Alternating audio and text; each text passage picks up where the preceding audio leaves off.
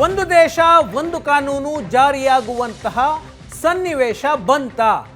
ದೇಶಾದ್ಯಂತ ಏಕರೂಪ ನಾಗರಿಕ ಸಂಹಿತೆ ಜಾರಿಯಾಗುವಂತಹ ಕಾಲ ಬಂದಿದೆಯಾ ಅನ್ನುವ ಪ್ರಶ್ನೆ ಬರ್ತಾ ಇದೆ. ಯಾಕಂದ್ರೆ ಉತ್ತರಾಖಂಡದಲ್ಲಿ ಏಕರೂಪ ನಾಗರಿಕ ಸಂಹಿತೆಯನ್ನು ಜಾರಿ ಮಾಡುವ ನಿರ್ಧಾರವನ್ನು ಮಾಡಲಾಗಿದೆ. ಇವತ್ತು ಅಸೆಂಬ್ಲಿಯಲ್ಲಿ ಟೇಬಲ್ ಆಗಿದೆ. ಏಕರೂಪ ನಾಗರಿಕ ಸಂಹಿತೆಯ ಕರಡು ಇವತ್ತು ಟೇಬಲ್ ಆಗಿದೆ. ಇಡೀ ದೇಶಕ್ಕೆ ಒಂದೇ ಕಾನೂನು ಜಾರಿ ಮಾಡುವ ಪ್ರಯತ್ನವನ್ನು ಬಿಜೆಪಿ ಮಾಡುತ್ತಾ ಪ್ರಧಾನಿ ನರೇಂದ್ರ ಮೋದಿ ನಿನ್ನೆ ಲೋಕಸಭೆಯಲ್ಲಿ ಮಾತನಾಡುವಾಗ ನಮ್ಮ 3ನೇ ಅವಧಿಯಲ್ಲಿ ಕಠಿಣ ನಿರ್ಧಾರಗಳನ್ನು ತೆಗೆದುಕೊಳ್ತೀವಿ ಅಂತ ಹೇಳಿದ್ರು. ಆ ಕಠಿಣ ನಿರ್ಧಾರ ಏಕರೂಪ ನಾಗರಿಕ ಸಂಹಿತೆ ಆಗುತ್ತಾ? ಬಹುತೇಕ ಸಮೀಕ್ಷೆಗಳು ನರೇಂದ್ರ ಮೋದಿ 3ನೇ ಬಾರಿಯೂ ಅಧಿಕಾರಕ್ಕೆ ಏರ್ತಾರೆ ಅನ್ನುವ ಭವಿಷ್ಯವನ್ನು ನುಡಿದಿದ್ದಾವೆ. ಈ ಕಾರಣಗಳಿಂದ ನಿನ್ನೆ ನರೇಂದ್ರ ಮೋದಿ ಮಾತನಾಡ್ತಾ ನಮ್ಮ 3ನೇ ಅವಧಿಯಲ್ಲಿ ಕಠಿಣ ನಿರ್ಧಾರಗಳನ್ನು ತೆಗೆದುಕೊಳ್ತೀವಿ, ಮಹತ್ವದ ನಿರ್ಧಾರಗಳನ್ನು ತೆಗೆದುಕೊಳ್ತೀವಿ ಅಂತ ಹೇಳಿದ್ರು. ಅದು ಬಿಜೆಪಿಯ 3ನೇ ಅಜೆಂಡಾ. 2 ಬಿಜೆಪಿಯ ಪ್ರಮುಖ ಅಜೆಂಡಾಗಳು ಜಾರಿಗೆ ಬಂತು. 3ನೇ ಅಜೆಂಡಾ ಏಕರೂಪ ನಾಗರಿಕ ಸಂಹಿತೆ, ಅದು ಜಾರಿಯಾಗುತ್ತಾ ಅನ್ನುವ ಪ್ರಶ್ನೆ ಇದೆ. ಈಗ ಉತ್ತರಾಖಂಡದಲ್ಲಿ ಏಕರೂಪ ನಾಗರಿಕ ಸಂಹಿತೆ ಇಡೀ ದೇಶಕ್ಕೆ ಒಂದೇ ವೈಯಕ್ತಿಕ ಕಾನೂನನ್ನು ಜಾರಿಗೆ ಮಾಡೋದಕ್ಕೆ ಉತ್ತರಾಖಂಡ ಸರ್ಕಾರ ಮುಂದಾಗಿದೆ. ಇವತ್ತು ಕ್ಯಾಬಿನೆಟ್ನಲ್ಲಿ ಒಪ್ಪಿಗೆ ಸಿಕ್ತು. ಕ್ಯಾಬಿನೆಟ್ನಲ್ಲಿ ಒಪ್ಪಿಗೆ ಸಿಕ್ಕ ನಂತರ ಡ್ರಾಫ್ಟನ್ನು, ಕರಡನ್ನು ಇವತ್ತು ವಿಧಾನಸಭೆಯಲ್ಲಿ ಮಂಡನೆ ಮಾಡಲಾಗಿದೆ. ಚರ್ಚೆ ನಂತರ ಆ ಕಾನೂನನ್ನು ಮತಕ್ಕೆ ಹಾಕಲಾಗುತ್ತೆ. ಆ ಕರಡನ್ನು ಮತದಲ್ಲಿ ಗೆದ್ದರೆ, ವಿಧಾನಸಭೆಯಲ್ಲಿ ಅಂಗೀಕಾರವಾದರೆ, ಆ ನಂತರ ರಾಜ್ಯಪಾಲರ ಸಹಿಯ ನಂತರ ಉತ್ತರಾಖಂಡದಲ್ಲಿ ಕಾನೂನು ಜಾರಿಗೆ ಬರಲಿದೆ. ಸ್ವತಂತ್ರ ನಂತರ ಯಾವುದೇ ಒಂದು ರಾಜ್ಯ, ಯಾವುದೇ ಒಂದು ಕೇಂದ್ರಾಡಳಿತ ಪ್ರದೇಶದಲ್ಲಿ ಈವರೆಗೆ ಏಕರೂಪ ನಾಗರಿಕ ಸಂಹಿತೆ ಜಾರಿಯಾದಂತಹ ಉದಾಹರಣೆ ಇಲ್ಲ. ಗೋವಾದಲ್ಲಿ ಮಾತ್ರ ಏಕರೂಪ ನಾಗರಿಕ ಸಂಹಿತೆ ಇದೆ. ಪೋರ್ಚುಗೀಸರ ಕಾಲದಿಂದಲೂ ಇತ್ತು, ಅದು ಈಗಲೂ ಹಾಗೆ ಮುಂದುವರೆದುಕೊಂಡು ಹೋಗ್ತಾ ಇದೆ. ಯಾವುದೇ ರಾಜ್ಯದಲ್ಲಿ ಇಲ್ಲ. ಹಾಗಾಗಿ ಇದು ಉತ್ತರಾಖಂಡ ಸರ್ಕಾರ ಮಾಡ್ತಿರುವಂತಹ ಈ ಕಾನೂನು ಅತ್ಯಂತ ಮಹತ್ವ ಪಡೆದುಕೊಳ್ಳುತ್ತೆ. ಇದರ ನಂತರ ಉತ್ತರಾಖಂಡ ಸರ್ಕಾರದ ನಂತರ ಗುಜರಾತ್ ಇದೇ ಕಾನೂನನ್ನು, ಇದೇ ಮಾದರಿಯನ್ನು ಅನುಸರಿಸಿ, ಇದೇ ವಿವರಗಳನ್ನು ಒಳಗೊಂಡು ಗುಜರಾತ್ನಲ್ಲೂ ಕೂಡ ಏಕರೂಪ ನಾಗರಿಕ ಸಂಹಿತೆ ಜಾರಿಗೆ ಮಾಡ್ತೀವಿ ಅಂತ ಗುಜರಾತ್ನ ಬಿಜೆಪಿ ನಾಯಕರು ಹೇಳ್ತಿದ್ದಾರೆ. ಉತ್ತರಾಖಂಡ ಮತ್ತು ಗುಜರಾತ್ನಲ್ಲಿ ಆದ ನಂತರ ಅಸ್ಸಾಂನಲ್ಲಿ ನಾವು ಜಾರಿ ಮಾಡ್ತೀವಿ ಅಂತ ಅಸ್ಸಾಂನ ಸಿಎಂ ಹಿಮಂತ್ ಬಿಸ್ವ ಶರ್ಮಾ ಹೇಳಿಕೆಯನ್ನು ಕೊಟ್ಟಿದ್ದಾರೆ. ನಾನು ಬಿಜೆಪಿಯ 3 ಅಜೆಂಡಾಗಳನ್ನು ಹೇಳಿದೆ. 3 ಅಜೆಂಡಾಗಳು ಪೂರ್ಣ ಆಗಿದ್ದಾವೆ. 3 ಅಜೆಂಡಾಗಳಲ್ಲಿ 2 ಪೂರ್ಣ ಆಗಿದ್ದಾವೆ, ಮತ್ತೊಂದು ಬಾಕಿ ಇದೆ ಅಂತ. ಒಂದು ಬಿಜೆಪಿಯ ಪ್ರಮುಖ ಅಜೆಂಡಾ ಆರ್ಟಿಕಲ್ 370 ರದ್ದು. ಬಿಜೆಪಿ ತನ್ನ ಹುಟ್ಟಿನ ಕಾಲದಿಂದಲೂ ಕೂಡ ಪ್ರಸ್ತಾಪ ಮಾಡ್ತಿದ್ದಂತಹ ವಿಚಾರ ಆರ್ಟಿಕಲ್ 370ಯನ್ನು ರದ್ದು ಮಾಡ್ತೀವಿ ಅಂತ. 2019 ಆಗಸ್ಟ್ 5ನೇ ತಾರೀಕು ಆರ್ಟಿಕಲ್ 370ಯನ್ನು ರದ್ದು ಮಾಡಲಾಯಿತು. ಮತ್ತೊಂದು ಅಯೋಧ್ಯೆಯಲ್ಲಿ ರಾಮ ಮಂದಿರವನ್ನು ಕಟ್ತೀವಿ, ಯಾವ ಜಾಗದಲ್ಲಿ ರಾಮ ಹುಟ್ಟಿದ್ದನೋ ಅದೇ ಜಾಗದಲ್ಲಿ ಮಸೀದಿಯ ಜಾಗದಲ್ಲಿ ಮಂದಿರವನ್ನು ಕಟ್ತೀವಿ ಅಂತ ಹೇಳಿದರು. ಅದು ಜನವರಿ 22ನೇ ತಾರೀಕು 2024ರಲ್ಲಿ ಸಾಕಾರ ಆಯಿತು. 2019 ನವೆಂಬರ್ನಲ್ಲೇ ಸುಪ್ರೀಂ ಕೋರ್ಟ್ ಹಿಂದೂಗಳಿಗೆ ಆ ಭೂಮಿ ಅಂತ ಆದೇಶ ಮಾಡಿದ ನಂತರವೇ ಬಿಜೆಪಿಯ ಮತ್ತೊಂದು ಅಜೆಂಡಾವು ಪೂರ್ಣ ಆಗುವ ಹಂತಕ್ಕೆ ಬಂದಿತ್ತು. ಈಗ ಉಳಿದಿರೋದು ಏಕರೂಪ ನಾಗರಿಕ ಸಂಹಿತೆ. 1989ರಿಂದ ಬಿಜೆಪಿ ನಿರಂತರವಾಗಿ ತನ್ನ ಪ್ರಣಾಳಿಕೆಯಲ್ಲಿ ಈ ವಿಷಯವನ್ನು ಪ್ರತಿ ಚುನಾವಣೆಯಲ್ಲೂ ಕೂಡ ಪ್ರಣಾಳಿಕೆಯಲ್ಲಿ ಮಂಡಿಸ್ತಾ ಇದೆ, ಭರವಸೆಯನ್ನು ಕೊಡ್ತಾ ಇದೆ. ನಾವು ದೇಶಾದ್ಯಂತ ಏಕರೂಪ ನಾಗರಿಕ ಸಂಹಿತೆಯನ್ನು ಜಾರಿ ಮಾಡ್ತೀವಿ ಅಂತ. ಅದು 3ನೇ ಅವಧಿಯಲ್ಲಾಗುತ್ತಾ ಅನ್ನುವ ಪ್ರಶ್ನೆ. 3ನೇ ಅವಧಿಗೂ ಮುನ್ನವೇ ಕೆಲವು ರಾಜ್ಯಗಳು, ಬಿಜೆಪಿ ಆಡಳಿತದಲ್ಲಿರುವ ರಾಜ್ಯಗಳು ಏಕರೂಪ ನಾಗರಿಕ ಸಂಹಿತೆಯ ಕಾನೂನನ್ನು ಜಾರಿ ಮಾಡೋದಕ್ಕೆ ಮುಂದಾಗಿವೆ. ಅದರ ಮೊದಲ ಭಾಗವಾಗಿ ಉತ್ತರಾಖಂಡ ಇವತ್ತು ವಿಧಾನಸಭೆಯಲ್ಲಿ ಏಕರೂಪ ನಾಗರಿಕ ಸಂಹಿತೆಯ ಕರಡನ್ನು ಟೇಬಲ್ ಮಾಡಿದೆ. ಹಾಗಿದ್ರೆ ಒಂದು ಪ್ರಶ್ನೆ ಬರುತ್ತೆ, ಏನಿದು ಏಕರೂಪ ನಾಗರಿಕ ಸಂಹಿತೆ ಅಂತಂದರೆ ಏನು? ಒಂದು ದೇಶ ಇಡೀ ದೇಶಕ್ಕೆ ಒಂದೇ ಕಾನೂನನ್ನು ಇಟ್ಟುಕೊಂಡಿರುವಂತಹ ಧ್ಯೇಯವನ್ನು ಇಟ್ಕೊಂಡಿರುವಂತಹ ಕಾನೂನು ಏಕರೂಪ ನಾಗರಿಕ ಸಂಹಿತೆ. ಇಡೀ ದೇಶಕ್ಕೆ ಒಂದೇ ಕಾನೂನು, ಎಲ್ಲ ಧರ್ಮೀಯರಿಗೂ ಅನ್ವಯಿಸುವಂತಹ ಒಂದೇ ರೀತಿಯ ನಾಗರಿಕ ವೈಯಕ್ತಿಕ ಕಾನೂನು. ಈಗ ಧರ್ಮಾಧಾರಿತವಾಗಿ ವೈಯಕ್ತಿಕ ಕಾನೂನಿದೆ. ಪರ್ಸ್ನಲ್ ಲಾಗಳು ಹಿಂದೂಗಳಿಗೆ ಬೇರೆ ಇದೆ, ಮುಸ್ಲಿಮರಿಗೆ ಬೇರೆ ಇದೆ, ಕ್ರಿಶ್ಚಿಯನ್ನರಿಗೆ ಬೇರೆ ಇದೆ, ಪಾರ್ಸಿಗಳಿಗೆ ಬೇರೆ ಇದೆ. ಈ ರೀತಿಯಾಗಿ ಧರ್ಮಾಧಾರಿತವಾಗಿ ವೈಯಕ್ತಿಕ ಕಾನೂನಿನಲ್ಲಿ ಅವಕಾಶ ಇರೋದಿಲ್ಲ. ಏಕರೂಪ ನಾಗರಿಕ ಸಂಹಿತೆಯಲ್ಲಿ ಎಲ್ಲ ಧರ್ಮೀಯರಿಗೂ ಒಂದೇ ಕಾನೂನು ಇರುತ್ತೆ. ಅದು ಆಸ್ತಿ ಹಂಚಿಕೆ ಇರಬಹುದು, ವಾರಸುದಾರಿಕೆ ಇರಬಹುದು, ಮದುವೆ, ವಿಚ್ಛೇದನ, ದತ್ತು ಸ್ವೀಕಾರ, ಈ ಎಲ್ಲ ವಿಷಯಗಳಿಗೂ ಕೂಡ ಎಲ್ಲ ಧರ್ಮೀಯರಿಗೂ ಒಂದೇ ಕಾನೂನನ್ನು ಜಾರಿ ಮಾಡಲಾಗುತ್ತೆ. ಈಗ ಎಲ್ಲ ಧರ್ಮೀಯರಿಗೂ ಪ್ರತ್ಯೇಕವಾದಂತಹ ಕಾನೂನುಗಳಿದ್ದಾವೆ. ಅವುಗಳೆಲ್ಲವನ್ನೂ ತೆಗೆದುಹಾಕಿ ಎಲ್ಲ ಧರ್ಮಕ್ಕೂ ಒಂದೇ ಕಾನೂನನ್ನು ಜಾರಿ ಮಾಡಲಾಗುತ್ತೆ. ಧರ್ಮ, ಜಾತಿ, ಪಂಗಡ ಯಾವುದೇ ಇರಲಿ, ಇಡೀ ದೇಶಕ್ಕೆ ಒಂದೇ ವೈಯಕ್ತಿಕ ಕಾನೂನನ್ನು ಜಾರಿ ಮಾಡುವಂತಹ ಉದ್ದೇಶ ಅದೇ ಏಕರೂಪ ನಾಗರಿಕ ಸಂಹಿತೆ. ಹಾಗಿದ್ರೆ ಯಾಕೆ ಈ ಒಂದೇ ಕಾನೂನಿನ ಅವಶ್ಯಕತೆ ಇದೆ ಅನ್ನುವಂತಹ ಪ್ರಶ್ನೆ ಬರುತ್ತೆ.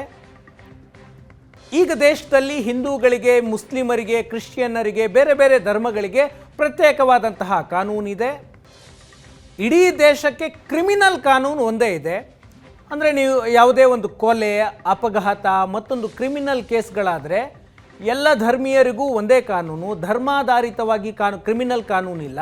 ಆದರೆ ವೈಯಕ್ತಿಕ ಕಾನೂನಿನ ವಿಷಯಕ್ಕೆ ಬಂದರೆ, ಅಂದರೆ ಆಸ್ತಿ ಹಂಚಿಕೆ, ಮದುವೆ, ವಿಚ್ಛೇದನ, ದತ್ತು ಸ್ವೀಕಾರ, ಜೀವನಾಂಶ, ಈ ರೀತಿಯ ವಿಷಯಗಳಿಗೆ ಬಂದರೆ, ವೈಯಕ್ತಿಕ ವಿಷಯಗಳಿಗೆ ಬಂದರೆ ಕಾನೂನು ಬೇರೆ ಬೇರೆ ಆಗಿದೆ.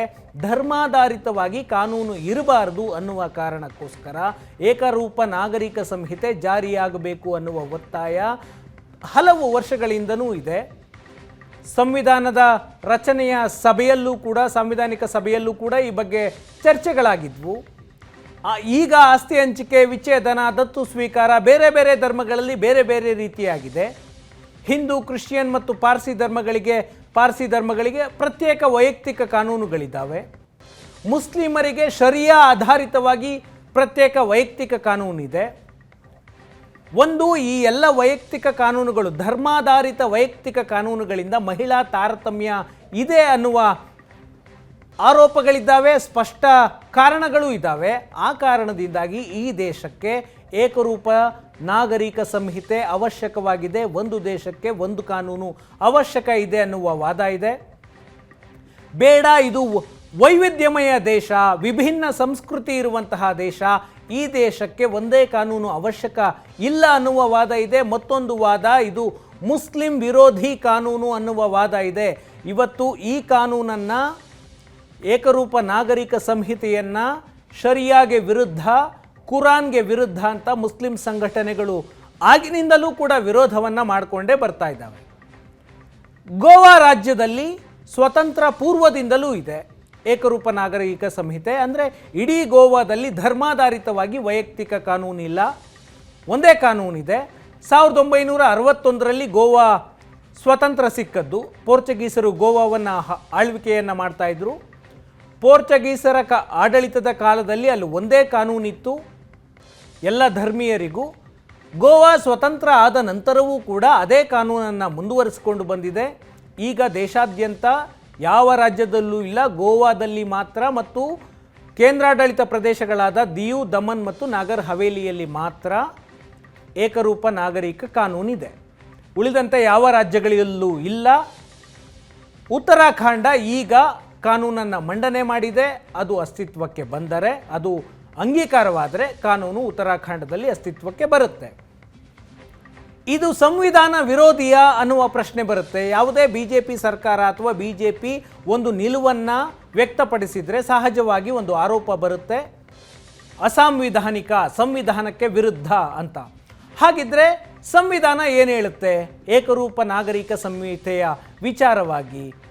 ಆರ್ಟಿಕಲ್ 44 ಸಂವಿಧಾನದ 44ನೇ ವಿಧಿ ಸ್ಪಷ್ಟವಾಗಿ ಹೇಳುತ್ತೆ, ಭಾರತದ ಭೂಪ್ರದೇಶದಾದ್ಯಂತ ನಾಗರಿಕರಿಗೆ ಏಕರೂಪದ ನಾಗರಿಕ ಸಂಹಿತೆಯನ್ನು ರೂಪಿಸಲು ಸರ್ಕಾರ ಪ್ರಯತ್ನಿಸುತ್ತದೆ. ಇದು ಸಂವಿಧಾನದ 44ನೇ ವಿಧಿಯಲ್ಲಿ ಇರುವಂತಹ ವಿಚಾರ. ಹಾಗಾಗಿ ಏಕರೂಪ ನಾಗರಿಕ ಸಂಹಿತೆ ಅಸಂವಿಧಾನಿಕ ಅಲ್ಲ. ಸಂವಿಧಾನ ರೂಪಿಸುವಾಗಲೇ ಈಗ ಅಂದರೆ 1947ರ ಸಮಯದಲ್ಲಿ ಏಕರೂಪ ನಾಗರಿಕ ಸಂಹಿತೆಯನ್ನು ಜಾರಿ ಮಾಡೋದಕ್ಕೆ ಸೂಕ್ತ ಸಮಯ ಅಲ್ಲ. ಸೂಕ್ತ ಸಂದರ್ಭ ಬಂದಾಗ ಸರ್ಕಾರ ಏಕರೂಪ ನಾಗರಿಕ ಸಂಹಿತೆ ಅಂದರೆ ದೇಶಕ್ಕೆ ಒಂದೇ ವೈಯಕ್ತಿಕ ಕಾನೂನನ್ನು ಜಾರಿಗೆ ಮಾಡಬೇಕು ಅಂತ ಸಂವಿಧಾನ ಹೇಳುತ್ತೆ. ಈಗ ಏನೆಲ್ಲ ವ್ಯತ್ಯಾಸಗಳಿದ್ದಾವೆ? ಒಂದು, ಪತ್ನಿಯ ವೈಯಕ್ತಿಕ ಕಾನೂನು ಅನ್ನುವ ಕಾರಣಕ್ಕೆ ಕುಟುಂಬದ ವಿಷಯಗಳು ಬರ್ತವೆ. ಪತ್ನಿಯ ಜವಾಬ್ದಾರಿ ಹಿಂದೂ ಧರ್ಮದಲ್ಲಿ ಹೆಂಡತಿಯ ಜವಾಬ್ದಾರಿ ಗಂಡನಿಗಿದೆ. ವಿಚ್ಛೇದನ ಆದರೆ ಜೀವನಾಂಶ ಪಡೆಯುವ ಹಕ್ಕು ಮಹಿಳೆಗೆ ಇದೆ. ಇದು ಹಿಂದೂ ಧರ್ಮದಲ್ಲಿದೆ. ಮುಸ್ಲಿಮರಲ್ಲಿ ಪತ್ನಿಯ ಜವಾಬ್ದಾರಿ ಗಂಡನಿಗೆ ಎಂಬ ಕಡ್ಡಾಯವಾದಂತಹ ನಿಯಮ ಇಲ್ಲ. ವಿಚ್ಛೇದನದ ನಂತರ ಜೀವನಾಂಶ ನೀಡುವಂತಹ ಅವಶ್ಯಕತೆ ಇಲ್ಲ. ಶರಿಯಾ ಕಾನೂನನ್ನು ಅನುಸರಿಸ್ತಾರೆ, ಅದರ ಪ್ರಕಾರ ಜೀವನಾಂಶ ಕೊಡುವಂತಹ ಅವಶ್ಯಕತೆ ಇಲ್ಲ. ಕ್ರಿಶ್ಚಿಯನ್ನರು ಹೆಂಡತಿಯ ಜವಾಬ್ದಾರಿ ಸಹಜವಾಗಿ ಗಂಡನಿಗೆ, ಜೀವನಾಂಶ ಕೇಳುವ ಆಯ್ಕೆಯನ್ನು ಆಯ್ಕೆ ಮಹಿಳೆಗಿದೆ. ಆಕೆ ಜೀವನಾಂಶ ಬೇಕು ಅಂದರೆ ಕೇಳಬಹುದು, ಇಲ್ಲವಾದರೆ ಇಲ್ಲ. ಜೀವನಾಂಶ ಕೇಳುವ ಆಯ್ಕೆ ಮಹಿಳೆಗೆ ಬಿಡಲಾಗಿದೆ. ಮತ್ತೊಂದು, ಬಹುಪತ್ನಿತ್ವ. ಹಿಂದೂ ಧರ್ಮದಲ್ಲಿ ಒಂದಕ್ಕಿಂತ ಹೆಚ್ಚು ಮದುವೆಯಾಗೋದು ಅಪರಾಧ, ಬಾಲ್ಯ ವಿವಾಹವೂ ಕೂಡ ಅಪರಾಧ. ಆದರೆ ಮೊದಲ ಹೆಂಡತಿಯ ಒಪ್ಪಿಗೆ ಇದ್ದರೆ ಅಥವಾ ಮೊದಲ ಹೆಂಡತಿಯ ವಿರೋಧ ಇಲ್ಲದಿದ್ದರೆ ಎರಡನೇ ಮದುವೆಯಾಗಿರುವಂತಹ ಉದಾಹರಣೆಗಳು ಸಾವಿರಾರು ನಮ್ಮ ಕಣ್ಣು ಮುಂದೆ ಇದೆ. ಮುಸ್ಲಿಮರಲ್ಲಿ 4 ಮದುವೆಯಾಗುವುದಕ್ಕೆ ಶರಿಯಾ ಕಾನೂನಿನ ಪ್ರಕಾರ ಅವಕಾಶ ಇದೆ. ಕ್ರಿಶ್ಚಿಯನ್ನರಲ್ಲೂ ಕೂಡ ಒಂದಕ್ಕಿಂತ ಹೆಚ್ಚು ಮದುವೆಯಾಗೋದಕ್ಕೆ ಅವಕಾಶ ಇಲ್ಲ, ಅದು ಕೂಡ ಅಪರಾಧ ಆಗುತ್ತೆ. ಮತ್ತೊಂದು, ಮದುವೆಯ ವಯಸ್ಸು. ಹಿಂದೂಗಳಲ್ಲಿ ಮಹಿಳೆಯರಿಗೆ 18 ವರ್ಷ, ಪುರುಷರಿಗೆ 21 ವರ್ಷ ಇದೆ. ಆದರೆ ಮುಸ್ಲಿಮರಲ್ಲಿ ಪ್ರೌಢಾವಸ್ಥೆಗೆ ಬಂದರೆ ಮದುವೆಯಾಗಬಹುದು ಅನ್ನುವ ನಿಯಮ ಶರಿಯಾದಲ್ಲಿದೆ. ಕ್ರಿಶ್ಚಿಯನ್ನರಲ್ಲೂ ಕೂಡ 18 ಮತ್ತು 21 ವರ್ಷ. ಇನ್ನು ಆಸ್ತಿ ಹಂಚಿಕೆಯ ವಿಷಯಕ್ಕೆ ಬರೋದಾದರೆ ಪ್ರಮುಖ ವಿಚಾರ, ಹಿಂದೂಗಳಲ್ಲಿ ಹೆಣ್ಣು ಮಕ್ಕಳಿಗೂ ಆಸ್ತಿಯಲ್ಲಿ ಸಮಾನ ಪಾಲಿದೆ. ಆದರೆ ಮುಸ್ಲಿಮರಲ್ಲಿ ಗಂಡು ಮಕ್ಕಳು ಎಷ್ಟು ಪಾಲನ್ನು ಪಡೆದುಕೊಳ್ತಾರೋ ಆ ಪಾಲಿನಲ್ಲಿ ಅರ್ಧ ಆಸ್ತಿಯ ಹಕ್ಕು ಮುಸ್ಲಿಂ ಹೆಣ್ಣು ಮಕ್ಕಳಿಗಿದೆ. ಸಮಾನವಾಗಿ ಆಸ್ತಿ ಸಿಗೋದಿಲ್ಲ. ಒಂದು ಕುಟುಂಬದಲ್ಲಿ ಒಬ್ಬ ಗಂಡು ಮಗ ಅಥವಾ ಗಂಡು ಮಕ್ಕಳ ನಡುವೆ ಎಷ್ಟು ಆಸ್ತಿ ಹಂಚಿಕೆಯಾಗುತ್ತೆ ಅದರ ಅರ್ಧದಷ್ಟು ಆಸ್ತಿಯನ್ನು ಮುಸ್ಲಿಂ ಹೆಣ್ಣು ಮಕ್ಕಳಿಗೆ ಕೊಡಬಹುದು ಅನ್ನೋದು ಶರಿಯಾದ ನಿಯಮ ಇದೆ. ಕ್ರಿಶ್ಚಿಯನ್ನರಲ್ಲಿ ಬೇರೆ ಬೇರೆ ಪಂಗಡಗಳಲ್ಲಿ ಬೇರೆ ಬೇರೆ ರೀತಿಯ ನಿಯಮಗಳಿದ್ದಾವೆ. ಒಂದೇ ನಿಯಮ ಆಸ್ತಿ ಹಂಚಿಕೆಯಲ್ಲಿ ಹಿಂದೂ, ಕ್ರಿಶ್ಚಿಯನ್, ಮುಸ್ಲಿಂ, ಪಾರ್ಸಿ ಬೇರೆ ಬೇರೆ ರೀತಿಯಾದಂತಹ ಕಾನೂನು ಆಸ್ತಿ ಹಂಚಿಕೆ, ಉತ್ತರದಾಯಿತ್ವದ ವಿಷಯಗಳಲ್ಲಿದೆ. ಈಗ ಈ ಎಲ್ಲ ಪ್ರತ್ಯೇಕತೆಯನ್ನು ಅಂದರೆ ಆಸ್ತಿಯ ಹಕ್ಕು, ವಿಚ್ಛೇದನ, ಜೀವನಾಂಶ, ದತ್ತು ಸ್ವೀಕಾರ, ಮದುವೆ ಈ ಎಲ್ಲ ನಿಯಮಗಳನ್ನು ಕೂಡ ಏಕರೂಪವಾಗಿ ಮಾಡುವಂತಹ ಉದ್ದೇಶ ಏಕರೂಪ ಕಾನೂನಿನದ್ದು. ಆ ಕಾರಣಕ್ಕೋಸ್ಕರ ಈ ಕಾನೂನು ಜಾರಿಯಾಗಬೇಕು ಅಂತ BJP ಹಲವು ವರ್ಷಗಳಿಂದ ಹೋರಾಟವನ್ನು ಮಾಡ್ಕೊಂಡು ಬರ್ತಾ ಇದೆ. ಆರಂಭದಲ್ಲಿ 1985 ಶಾಬಾನು ಪ್ರಕರಣ ಈ BJP ಏಕರೂಪ ನಾಗರಿಕ ಸಂಹಿತೆಯ ಹೋರಾಟಕ್ಕೆ ಕಾರಣವಾಗಿದ್ದು, ಶಾಬಾನು ಕೇಸ್ನಲ್ಲಿ ಮಹಾರಾಷ್ಟ್ರದ ಒಂದು ಕೋರ್ಟು ಮುಸ್ಲಿಂ ಮಹಿಳೆಗೆ ಜೀವನಾಂಶವನ್ನು ಕೊಡಬೇಕು, ಆತನ ಗಂಡ ಅಂತ ಆದೇಶವನ್ನು ಕೊಡುತ್ತೆ. ಅದರ ವಿರುದ್ಧ ಪ್ರತಿಭಟನೆ, ಹೋರಾಟಗಳಾಗುತ್ತವೆ. ಕೋರ್ಟ್ ನೀಡಿರುವಂತಹ ಆದೇಶ ಮುಸ್ಲಿಂ ವಿರೋಧಿ, ಇಸ್ಲಾಮಿಕ್ ನಿಯಮಗಳಿಗೆ ವಿರೋಧಿ, ಶರಿಯಾಗೆ ವಿರುದ್ಧ ಇದೆ, ಈ ಕಾನೂನನ್ನು ನಾವು ಒಪ್ಪಿಕೊಳ್ಳೋದಿಲ್ಲ ಅಂತ ಮುಸ್ಲಿಮರು ಪ್ರತಿಭಟನೆಯನ್ನು ಮಾಡ್ತಾರೆ. ಆ ಪ್ರತಿಭಟನೆಗೆ ಮಣಿದು ರಾಜೀವ್ ಗಾಂಧಿ ಸರ್ಕಾರ ಸುಗ್ರೀವಾಜ್ಞೆಯನ್ನು ತಂದು ಆ ಕಾನೂನು ಜಾರಿಯಾಗದಂತೆ ಮಾಡ್ತಾರೆ. ಆ ನಂತರ BJP 1989ರಿಂದ ನಿರಂತರವಾಗಿ ತನ್ನ ಪ್ರಣಾಳಿಕೆಯಲ್ಲಿ ನಾವು ಅಧಿಕಾರಕ್ಕೆ ಬಂದರೆ, ಬಹುಮತವನ್ನು ಪಡೆದರೆ ಏಕರೂಪ ಕಾನೂನನ್ನು ಜಾರಿಗೆ ತರ್ತೀವಿ ಅಂತ ಪ್ರತಿ ವರ್ಷ ಹಾಕ್ಕೊಂಡು ಬರ್ತಾ ಇದೆ. 2000 ವಾಜಪೇಯಿ ಅವರ ಕಾಲದಲ್ಲಿ ಈ ವಿಷಯವನ್ನು ಮುಟ್ಟಲಿಲ್ಲ. ಕಾರಣ ಆ ಸರ್ಕಾರಕ್ಕೆ ಬಹುಮತ ಇರಲಿಲ್ಲ. 2014 ಮತ್ತು 2019ರಲ್ಲೂ ಕೂಡ BJP ಸರ್ಕಾರ ಈ ವಿಷಯವನ್ನು ಪ್ರಸ್ತಾಪ ಮಾಡಲಿಲ್ಲ.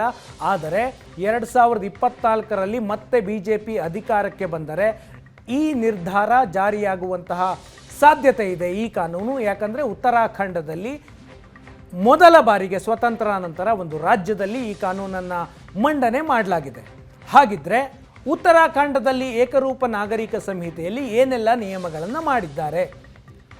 ಒಂದು, ಧರ್ಮ ಯಾವುದೇ ಇರಲಿ ಬಹುಪತ್ನಿತ್ವ ಮತ್ತು ಬಾಲ್ಯ ವಿವಾಹವನ್ನು ನಿಷೇಧ ಮಾಡಲಾಗಿದೆ.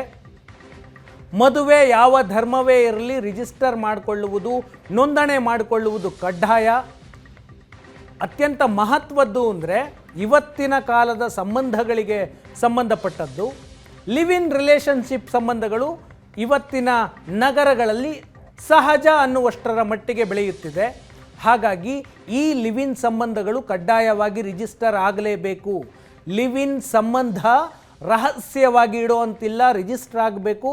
ರಹಸ್ಯವಾಗಿಟ್ಟರೆ ಅಥವಾ ಮುಚ್ಚಿಟ್ರೆ 6 ತಿಂಗಳವರೆಗೆ ಜೈಲು, 10,000 ರೂಪಾಯಿಯವರೆಗೆ ದಂಡ ವಿಧಿಸುವಂತಹ ಅವಕಾಶವನ್ನು ಉತ್ತರಾಖಂಡದಲ್ಲಿ ಈಗ ಮಾಡಲಾಗಿದೆ. ಜೊತೆಗೆ ಲಿವ್ ಇನ್ ರಿಲೇಷನ್ಶಿಪ್ ಸಂಬಂಧದಿಂದ ಮಹಿಳೆ ದೂರವಾದರೆ ಅಥವಾ ಪುರುಷ ಮತ್ತು ಮಹಿಳೆ ದೂರವಾದರೆ ಈವರೆಗೆ ಮಹಿಳೆಗೆ ಯಾವುದೇ ಜೀವನಾಂಶ ಸಿಗ್ತಾ ಇರಲಿಲ್ಲ. ಯಾಕಂದರೆ ಲಿವ್ ಇನ್ ಸಂಬಂಧಕ್ಕೆ ಈವರೆಗೂ ಕಾನೂನಿನ ಮಾನ್ಯತೆ ಇಲ್ಲ. ಇನ್ನು ಮುಂದೆ ಉತ್ತರಾಖಂಡದಲ್ಲಿ UCCಯ ಕಾನೂನಿನ ಪ್ರಕಾರ ಮಹಿಳೆಗೆ ಜೀವನಾಂಶದ ಹಕ್ಕು ಲಿವ್ ಇನ್ ಸಂಬಂಧದಿಂದ ಹೊರ ಹೋದರೆ ಸಿಗುತ್ತೆ. ಮತ್ತೊಂದು, ವಿಚ್ಛೇದನದ ಸಂದರ್ಭದಲ್ಲಿ ಪತಿ ಮತ್ತು ಪತ್ನಿಯ ವಿಚ್ಛೇದನದ ಸಂದರ್ಭದಲ್ಲಿ ಇಬ್ಬರಿಗೂ ಸಮಾನ ನ್ಯಾಯ ಸಿಗುವಂತಹ ಅವಕಾಶ ಈ UCCಯ ಕಾನೂನಿನಲ್ಲಿದೆ. ಇದರ ಜೊತೆಗೆ ಆಸ್ತಿ ಮತ್ತು ವಾರಸುದಾರಿಕೆಯಲ್ಲಿ ಮಹಿಳೆಯರಿಗೆ ಸಮಾನ ಹಕ್ಕಿರುತ್ತೆ. ಬೇರೆ ಬೇರೆ ಧರ್ಮದ ಕಾನೂನಿನಲ್ಲಿ ಬೇರೆ ಬೇರೆ ರೀತಿಯ ಆಸ್ತಿ ಹಂಚಿಕೆ ಇದೆ, ವಾರಸುದಾರಿಕೆ ಇದೆ. ಈ ಕಾನೂನಿನ ಪ್ರಕಾರ ಮಹಿಳೆಯರು ಕೂಡ ಸಮಾನ ಹಕ್ಕನ್ನು ಪಡೆದುಕೊಳ್ತಾರೆ, ಸಮಾನ ಪಾಲನ್ನು ಪಡೆದುಕೊಳ್ತಾರೆ. ಒಬ್ಬ ಪುರುಷ ಒಂದು ಕುಟುಂಬದಲ್ಲಿ ಎಷ್ಟು ಪಾಲನ್ನು ಪಡೆದುಕೊಳ್ತಾನೆ ಅಷ್ಟೇ ಪಾಲನ್ನು ಮಹಿಳೆಯು ಪಡೆಯುವುದಕ್ಕೆ ಹಕ್ಕುದಾರಳಾಗಿರ್ತಾಳೆ. ಇದು ಹಿಂದೂ, ಮುಸ್ಲಿಂ, ಕ್ರಿಶ್ಚಿಯನ್, ಪಾರ್ಸಿ ಯಾವುದೇ ಧರ್ಮವಾಗಿರಲಿ ಧರ್ಮಾಧಾರಿತವಾಗಿ ಇನ್ನು ಮುಂದೆ ಉತ್ತರಾಖಂಡದಲ್ಲಿ ಈ ಕಾನೂನು ಜಾರಿಯಾದ ನಂತರ ಯಾವುದೇ ನಿಯಮಗಳಿರೋದಿಲ್ಲ. ಎಲ್ಲ ಧರ್ಮಗಳಿಗೂ ಕೂಡ ಒಂದೇ ನಿಯಮಗಳಿರುತ್ತವೆ. ಇದು ಮದುವೆ ಇರಬಹುದು, ವಿಚ್ಛೇದನ ಇರಬಹುದು, ಜೀವನಾಂಶ ಇರಬಹುದು. ಎಲ್ಲ ಧರ್ಮಗಳಿಗೂ ಇನ್ನು ಮುಂದೆ ಉತ್ತರಾಖಂಡದಲ್ಲಿ ಒಂದೇ ನಿಯಮವಿರುತ್ತೆ ಈ ಕಾನೂನು ಜಾರಿಯಾದರೆ. ಇನ್ನು ಮದುವೆಯ ವಯಸ್ಸು ಇಸ್ಲಾಂನಲ್ಲಿ ಇದುವರೆಗೆ ಪ್ರೌಢಾವಸ್ಥೆಗೆ ಬಂದರೆ ಬಾಲಕಿಯರನ್ನು ಮದುವೆ ಮಾಡೋದಕ್ಕೆ ಕಾನೂನಿನ ಪ್ರಕಾರ ಅವಕಾಶ ಇತ್ತು. ಆದರೆ ಇನ್ನು ಮುಂದೆ ಈ ಕಾನೂನು ಜಾರಿಯಾದ ನಂತರ ಯುವತಿಯರಿಗೆ 18 ವರ್ಷ ಕಡ್ಡಾಯವಾಗಿ ಆಗಿರಬೇಕು, ಪುರುಷರಿಗೆ 21 ವರ್ಷ ಪೂರ್ಣವಾಗಿರಬೇಕು. ಹಾಗಿದ್ರೆ ಈ ಕಾನೂನು ದೇಶಾದ್ಯಂತ ಜಾರಿಗೆ ಬರುತ್ತಾ ಅನ್ನುವಂತಹ ಪ್ರಶ್ನೆ. ಸಹಜವಾಗಿ ವಿರೋಧ ಇದ್ದೇ ಇದೆ. ಆರ್ಟಿಕಲ್ 370ಗೂ ಕೂಡ ಮುಸ್ಲಿಂ ಸಮುದಾಯ ದೊಡ್ಡ ಮಟ್ಟದಲ್ಲಿ ವಿರೋಧ ಮಾಡಿತ್ತು. ಮುಸ್ಲಿಂ ವೈಯಕ್ತಿಕ ಕಾನೂನು ರದ್ದತಿಗೂ ಕೂಡ, ಅಂದರೆ UCC ಜಾರಿಗೆ ಬಂದರೆ ಮುಸ್ಲಿಂ ವೈಯಕ್ತಿಕ ಕಾನೂನು ರದ್ದತಿಯಾಗುತ್ತೆ. ಇದಕ್ಕೂ ಮುಸ್ಲಿಂ ಸಂಘಟನೆಗಳು ವಿರೋಧವನ್ನು ಮಾಡ್ತಾ ಇದ್ದಾವೆ. ಆದರೆ 2024ರಲ್ಲಿ BJPಗೆ ದೊಡ್ಡ ಮ್ಯಾಂಡೇಟ್ ಸಿಕ್ಕರೆ ಇದು ಜಾರಿಯಾಗುವಂತಹ ಸಾಧ್ಯತೆ ಇದೆ. ಯಾಕಂದರೆ ಯಾವುದೇ ಒಂದು ರಾಜಕೀಯ ಪಕ್ಷಕ್ಕೆ ಒಂದು ದೊಡ್ಡ ಮ್ಯಾಂಡೇಟ್ ಸಿಕ್ಕರೆ, ದೊಡ್ಡ ಬಹುಮತ ಸಿಕ್ಕರೆ ಅವರು ತಮ್ಮ ಅಜೆಂಡಾವನ್ನು ಜಾರಿಗೆ ತರ್ತಾರೆ. ಅದು ಆರ್ಟಿಕಲ್ 370ಯ ರದ್ದು ಮತ್ತು ರಾಮ ಮಂದಿರದ ನಿರ್ಮಾಣದಿಂದ ಸಾಬೀತಾಗಿದೆ.